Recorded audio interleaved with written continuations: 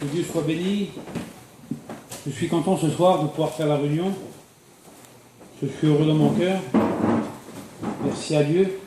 Je remercie Seigneur parce que c'est un privilège que nous avons, serviteur de Dieu, de pouvoir apporter un mot de Dieu.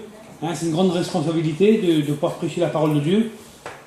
Et c'est vrai qu'on a une crainte, parce qu'on ne parle pas n'importe quoi, on ne parle pas de nous-mêmes, parce que c'est pas intéressant. Ma vie n'est pas intéressante aux yeux des gens, mais c'est important parce qu'on parle de Dieu. Amen. On parle de Jésus, on parle de ce qu'il peut faire. Et ce soir, je crois tout mon cœur qu'il peut encore changer des vies. Amen. Gloire à Dieu, la signification de ce cantique-là, Seigneur, viens et demeure, et règne en moi en vainqueur. Amen. Et ce soir, le souhait de mon cœur, c'est que le Seigneur voudrait régner dans ton cœur, si tu l'invites à rentrer dans ton cœur. Amen. Gloire à Dieu. Alors on va prier le Seigneur, si vous voulez bien. Avant de commencer la parole de Dieu, j'aime prier le Seigneur avant de commencer, parce que la Bible dit que sans lui, on ne peut rien faire. On est des hommes, mais Jésus, lui, peut tout. Amen. Et j'ai entendu Tony se lève, qui me présente devant le Seigneur, parce que j'en ai besoin. Oui, Seigneur, merci pour la grâce en toi, Seigneur, d'être à l'écoute de ta parole, Seigneur, dans cette soirée. C'est une grâce, Seigneur, d'être là encore, Seigneur. Béni soit le Seigneur.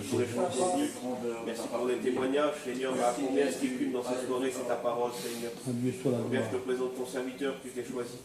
Seigneur, tu connais les besoins des cœurs dans cette soirée. Prends toute la place, Seigneur, qui t'est due dans cette soirée. Je te dis merci pour tout, Seigneur. Amen. Amen. Gloire à Dieu. Vous savez, j'étais un peu tracassé dans cette journée. On devait faire la réunion, et puis comme tout le monde est parti en mission, et puis j'ai suis hors du monde, est-ce que venir faire la réunion, et puis on était un peu tracassé, et puis j'ai dit Seigneur, toi tu connais tout. C'est venu prêcher pour une personne, pour la Samaritaine, au bord du puits, il y avait une seule personne, et puis Jésus s'est déplacé. Et que Dieu soit béni. La parole est annoncée, puis cette femme-là a rencontré Jésus. Amen. Et ce soir, le souhait de mon cœur, c'est que toi qui ne connais pas Dieu, tu ne connais pas le Seigneur, je voudrais ce soir que tu fasses une expérience avec le Seigneur. Amen. Et j'aimerais vous parler d'un homme, parce que je crois que le Seigneur il ne change pas lui. Si nous on change, lui il ne change pas. Il demeure fidèle, il lui a dit. Et je crois de tout mon cœur ce qu'il a fait, comme Didier a témoigné, ce qu'il a fait pour Didi, ce qu'il a fait pour tous les frères et sœurs, ce soir il peut le faire pour toi. Amen. Gloire à Dieu. Puis j'ai pensé à un homme, j'imaginais cet homme-là, Seigneur, j'ai pensé à un homme. La Bible a dit que j'aimerais vous parler de cet homme-là. C'était un homme, la Bible a dit, un homme considéré, un homme important. Un homme à première vue où tout allait bien. Où on croyait qu'il n'y avait pas de soucis, cet homme-là. Ça se trouve dans le livre des rois, dans le 2 Rois 5. Et la Bible dit que cet homme-là était chef de l'armée de Syrie. Il était au service de la reine. Et il jouissait de la faveur de la reine et d'une grande considération, cet homme-là. Un homme important. Un homme à première vue où il n'y avait pas de soucis, pas de difficultés. Et pourtant, cet homme-là avait un problème. Aux yeux des gens, tout allait bien. Un bon petit foyer, impeccable. Mais seule sa femme savait ce que cet homme avait. Et cet homme-là, il s'appelle Naaman. Même son nom veut dire agréable. Il était agréable, cet homme-là. Et pourtant, la Bible dit que cet homme fort et vaillant était lépreux. Seulement sa femme le savait. Alors je me suis imaginé un peu la vie de cet homme, Seigneur. Si je me suis imaginé cet homme-là, il devait avoir une belle apparence, une belle armure, il était chef de l'armée. C'était quelqu'un d'important. Peut-être que tout le monde le voyait terrible, cet homme-là. Et peut-être que toi, aux yeux des gens, tu es bien, tu n'as pas de problème, tu n'as pas de difficulté. Mais je me suis imaginé une chose, le soir, quand il devait aller chez lui.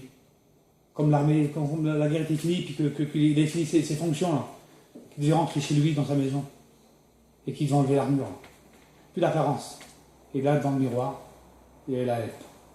Seigneur, comment ça devait être? Parce qu'au temps de la lèpre, c'était quelque chose de contagieux, c'était quelque chose de terrible. On n'avait pas le droit d'approcher quelqu'un. Il était peut-être comme ça ce soir, toi. Peut-être une belle apparence devant les autres. Il y a peut-être un problème dans ta vie, peut-être une difficulté dans ta vie que seule ta campagne le sait. Et puis la Bible dit que l'homme regarde à l'apparence. C'est la Bible qui le dit. Ça se trouve dans 1 Samuel 16, 7. L'homme regarde à ceux qui frappent le regard. Une belle apparence, tout va bien, un bon petit foyer. Mais la Bible dit que Dieu regarde au cœur. Et comme il regarde dans ton cœur, qu'est-ce qu'il voit? Il voit les difficultés, il voit les problèmes. Nous, on n'a pas besoin de savoir. Moi, j'ai des soucis, des problèmes. Mais c'est dans mon foyer que ça se passe. Et peut-être comme ça ce soir. Peut-être des problèmes dans ton foyer, chez toi, et puis seule ta femme connaît. Et je me suis imaginé ça, c'est-à-dire comme le soir venait, puis des fois je vais pleurer ça. Parce que je vous dire une chose, ça représente le péché, ça. Ça représente la séparation d'avec Dieu. Et puis que Dieu soit béni. Ce soir, le Seigneur l'aime pour tous les hommes. Il veut te réconcilier, le Seigneur. Il veut venir vers toi pour te dire qu'il y a une solution. Que Dieu soit béni. Et puis, j'ai marqué ça, moi. Mais Dieu savait. Il savait que cet homme allait passer. Parce que la Bible dit que cet homme, c'était le chef de l'armée de Syrie. Et la Bible dit que cet homme était parti faire une invasion, et puis il était en Israël. Et la Bible dit qu'il avait ramené quelque chose. Une petite fille. Pas grand-chose, hein. Normalement, ils auraient dû ramener le roi. C'est ça le plan de Dieu. Regardez le plan de Dieu derrière ça. Cet homme, il part en guerre, c'est ce chef-là, et que de ramener le roi qu'ils avaient gagné. Ils avaient gagné la bataille, et comme normalement, ils auraient dû ramener le roi pour le mettre à genoux. Ils vont ramener une petite fille. Et Seigneur, c'est un petit témoin dans le foyer. Une petite fille d'Israël. Et dans le foyer, là, peut-être que dans ton foyer, il y a une lumière. Dans le foyer, tu es une lumière, toi. Il y a cette petite fille qui est une lumière pour le foyer de Naaman. Elle est au service de la femme de Naaman. Et puis que Dieu se dise le plan de Dieu. Dans ton foyer, il y a une lumière. Dans ton foyer, il y a une lumière qui veut t'éclairer, qui veut te faire comprendre que Jésus t'aime et que Jésus veut te sauver. Gloire à Dieu. Et merci à Dieu pour les lumières qui sont dans les foyers. Pour ceux qui éclairent, ceux qui ne sont pas chrétiens. Que Dieu soit béni. Alors il va ramener cette petite fille captive. Et puis ce soir, nous, Seigneur, on voudrait faire connaître la lumière. On voudrait faire connaître qu'il y a quelqu'un qui peut te faire du bien. Il y a une personne qui veut te faire du bien. Comme nous dit la vie, il y a cette personne qui est Jésus-Christ, qui est mort à la croix pour toi. Et parce qu'il veut qu'aucun périsse. Il ne veut pas que tu périsses, lui. Parce qu'il t'aime, il a payé pour toi. Il a payé pour toi, puis la Bible a dit que Jésus va leur parler. Il va dire, je suis la lumière du monde. Quand on lit Jean, il va s'adresser à des personnes, il va dire, je suis la lumière du monde. Ceux-là qui me suivent. Si tu le suis ce soir, tu ne marcheras plus dans les ténèbres, mais tu auras la lumière de la vie. Pas la vie du monde, pas cette vie-là, mais la Bible dit la vie éternelle. C'est ça que Jésus ce soir voudrait te proposer, la vie éternelle. Dans l'évangile de Jean, il est dit, chapitre 17, verset 3, Seigneur, hors la vie éternelle, c'est qu'ils te connaissent toi, le seul vrai Dieu. Et à savoir, sois-tu envoyé, Jésus-Christ. Voilà ce que Dieu veut faire ce soir, il veut se faire connaître à toi. Que Dieu soit béni, qu'il est le seul. Il est le seul, vous savez, face à l'angoisse, face on pourrait dire, à tous ces liens qu'on a sur la terre. Il est le seul qui peut te délier. Mais pour ça, il faut lui faire confiance. Il ne faut plus que tu doutes. Fais-lui confiance ce soir. Que Dieu soit béni. Alors, et puis, la Bible dit, il y a cette petite fille qui est là, dans le foyer.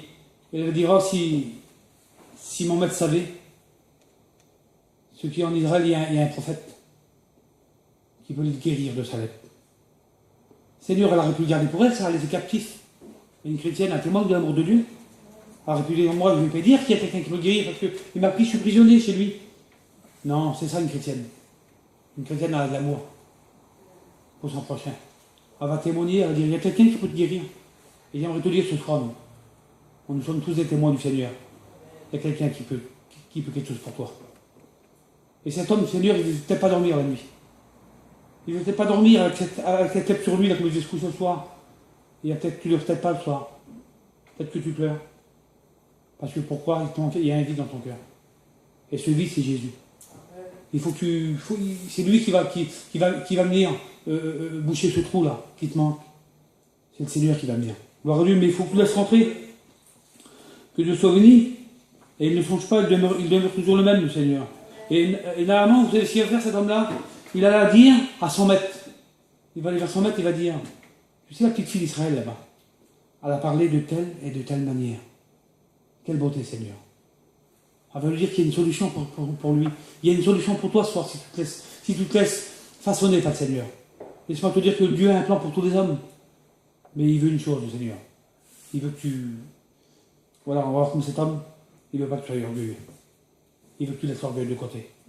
Le qu'en dira-t-on des autres? Et puis moi je suis un tel, moi je ne peux pas me dire à Dieu.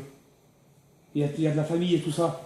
Mais Seigneur, c'est plus important d'avoir un foyer chrétien.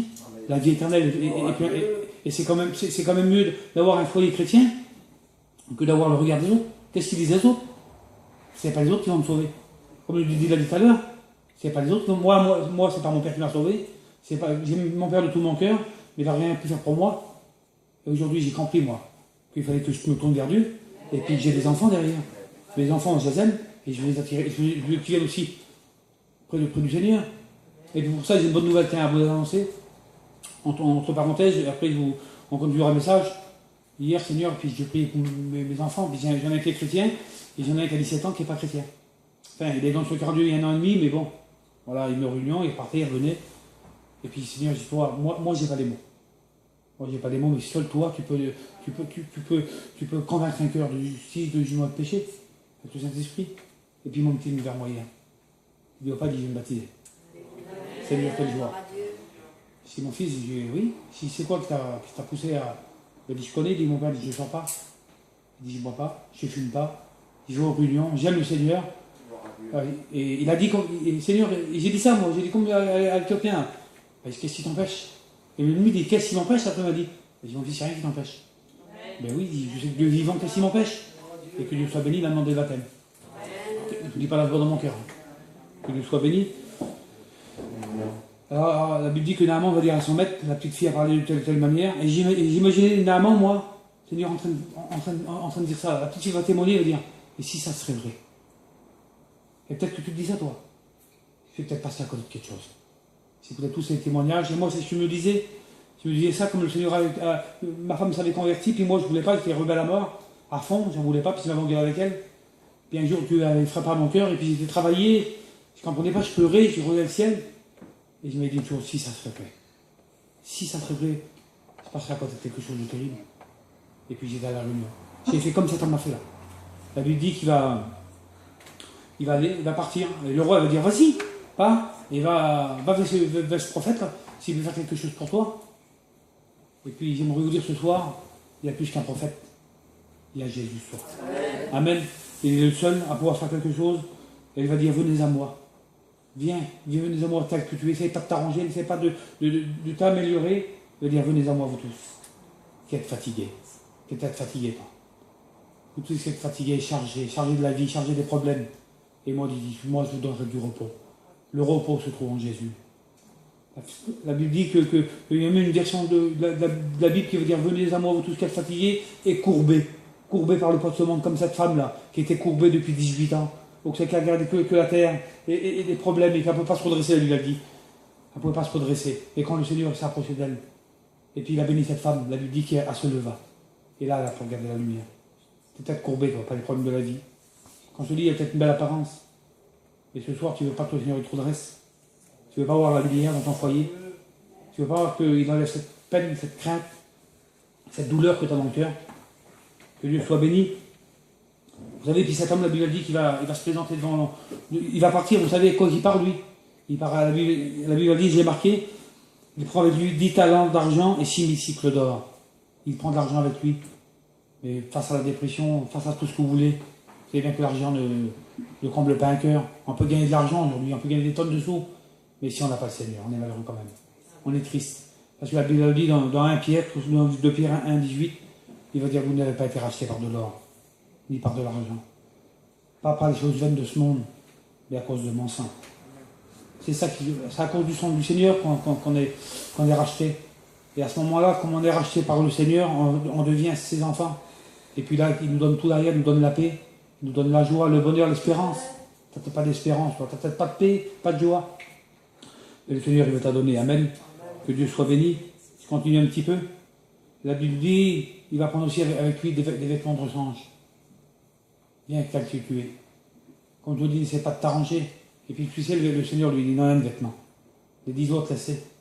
Des 10 vêtements de rechange, ils ne servent à rien, cela. Le Seigneur veut te donner un vêtement blanc. C'est le plus beau des vêtements.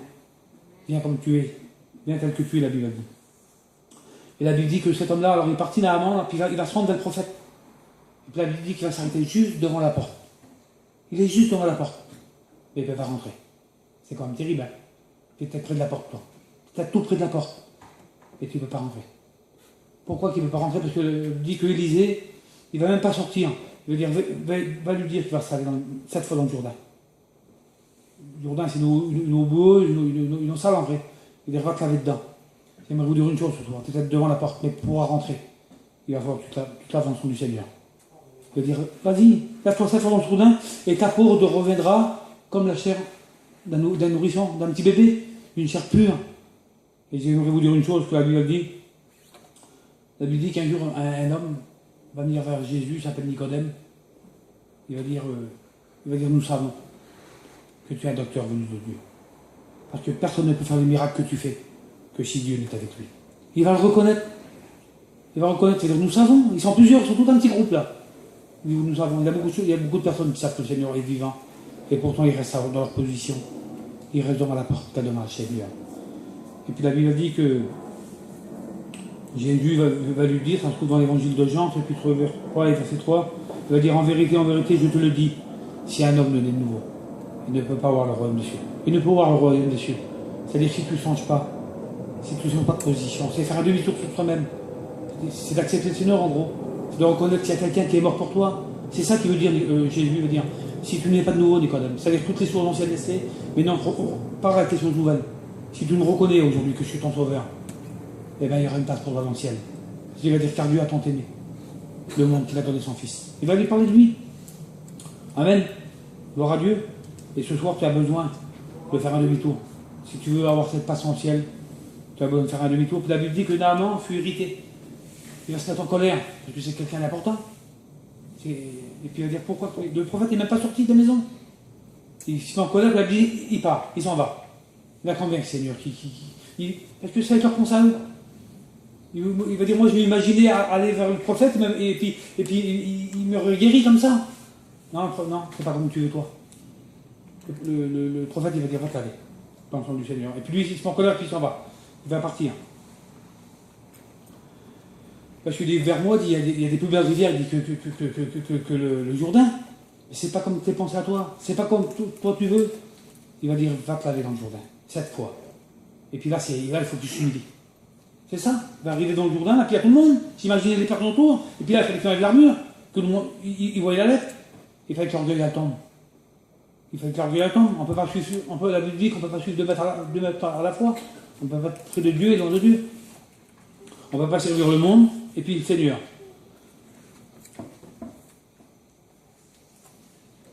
Il va dire ça, il va dire le fleuve de Damas, l'Albama et le Parpa ne vaut-il pas mieux que les eaux d'Israël? Mais non, c'est pas comme ça. Le Seigneur l'a dit, c'est ici. Il faut que tu t'humilies. C'est ici, c'est là la bénédiction pour toi. Si tu t'humilies, si tu reconnais, tu seras guéri. Ça ne sera pas là-bas, je veux dire, le Parpa et le machin, c'est pas là-bas que je te veux, moi. Je veux que tu t'humilies dans le Jourdain, c'est ici. Et aujourd'hui, le Seigneur, c'est ici qui veut te bénir. C'est pas qu'on nous a choisi dans une mission ou dans une grande convention, je serai touché de telle manière. Non, c'est des choses simples, le Seigneur, il veut. Que Dieu soit béni.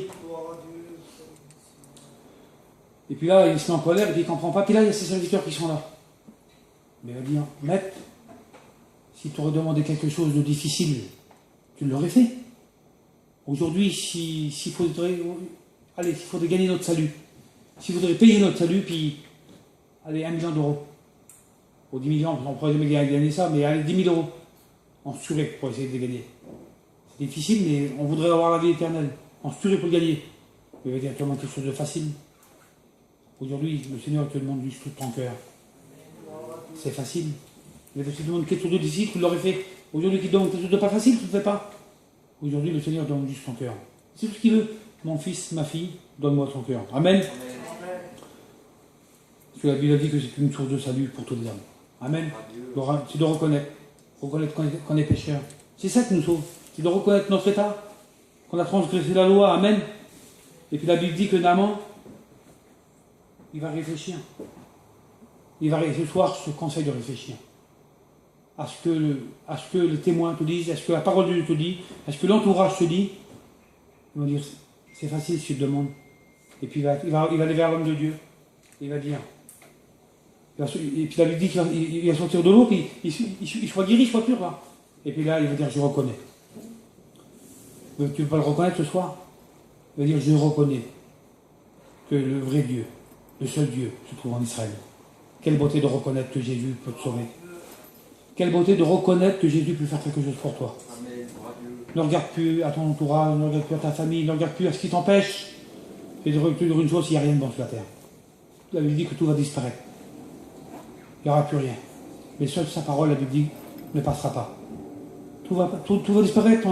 La Bible dit qu'on est comme une vapeur sur la terre, comme une fleur qui paraît pour un temps et qui disparaît comme une souffle, une vapeur. Mais les choses de Dieu, ça dure éternellement. Amen. Et c'est ça qu'il faut reconnaître. Et la Bible dit qu'il va se reconnaître et il va dire, je reconnais qu'en Israël, il y a un vrai Dieu. Reconnais ce soir que Jésus peut faire quelque chose pour toi. Reconnais-le. Il en va de ton salut, on va te dire. C'est ton salut qui est en jeu. Parce qu'aujourd'hui, si le Seigneur il revient, est-ce que tu as l'assurance que tu vas aller près de lui?